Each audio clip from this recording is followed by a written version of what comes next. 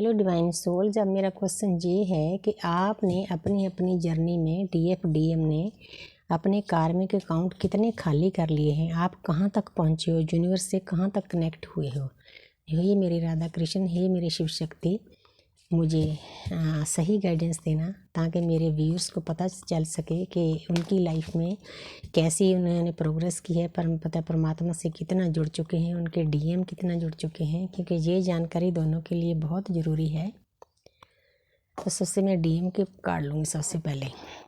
तो जहाँ पर हैंग्ड मैन जैसा हमारा क्वेश्चन है वैसे यूनिवर्स ने मुझे आंसर दिया है, कार्ड दिया है। जहाँ पर जो आपके डीएम हैं उनकी सोल अवेकनिंग हाई लेवल पे हो रही है, वो अटका हुआ लटका हुआ महसूस करते हैं। अच्छी बात है, गुड साइन है। देखो नीचे जो ज्ञान होता है ना इंसान के अंदर होता है, हमारी दोनों आँखों के बीच में जो माथे पर जहाँ हम बिंदी लगाते हैं वहाँ हमारी आत्मा होती है। आत्मा में और डीएनए में ज्ञान होता है, वो ज्ञान बाहर आ रहा है। अच्छी बात है, गुड साइन है। इसका मतलब आपके डीएम की वेकनिंग बहुत अच्छे से हो रही है। तो आगे है द एम्प्रेंस। तो वो आपको बहुत हाई पोजीशन में देखते हैं। 3 नंबर है, 3 नंबर जुपिटर का है, ज्ञान का है।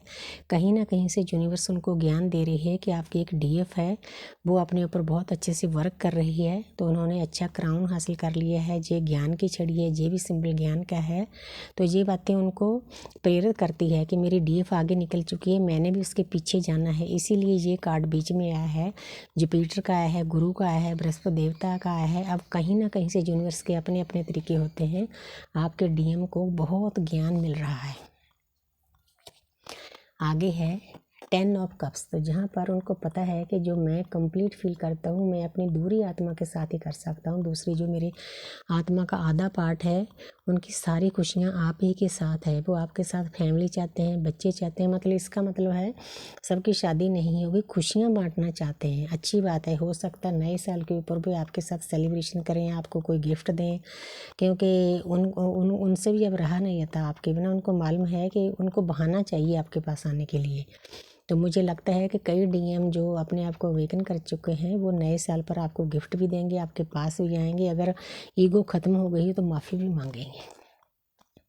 बहुत अच्छे रास्ते पर चल पड़े हैं। तो यहाँ पर है टेम्परेंस। तो उनको मालूम है कि मेरी डीएफ ने अपने ऊपर इतना वर्क किया है, बिल्कुल वो शांत है, काम है, ज्ञान प्राप्त हो रहा है, उसने बैलेंस कर लिया है। थर्ड आई ओपन हो चुकी है। जब हमारी थर्ड आई पर हमारी ऊर्जा पहुंचती है तो हमारे अंदर के शिव जाग जाते हैं। तो जब अंदर के शिव जागते हैं तो बाहर वाले शिव भी हमारे पास आ जाते हैं। बहुत प्यारी एनर्जी। अब मैं डीएफ की एनर्जी देखती हूँ, ये तो डीएम की एनर्जी थी। डीएफ भी 2 नंबर है, जो नई वेकन है, सोच विचार चल रही है, बैलेंस करने पर जोर लगा रही है। अच्छी बात है, मेहनत कर रही है पुरजोर, क्योंकि मेहनत का फल यूनिवर्स हमें ज़रूर देती है। तो आगे है 7 ऑफ स्वॉर्ड्स। तो जहाँ पर जो डीएफ अपने डीएम से दूर तो है, लेकिन उनको पता है कि जी हमारे शिव हैं, हमने उनके लिए समर्पित रहना है, अनकंडीशनल लव करना है।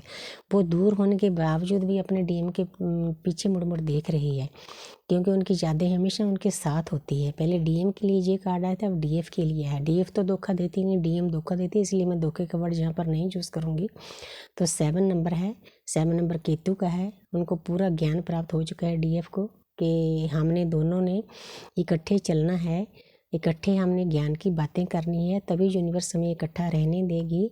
थोड़ा डीएम को ये बातें लेट समझ में आती हैं, लेकिन डीएफ पहले ही समझ जाती हैं। तो आगे है व्हील ऑफ फॉर्चून। डीएफ को पता है कि मेरी किस्मत का पहिया चमकने वाला है। चारों तरफ ज्ञान की बुक्स है।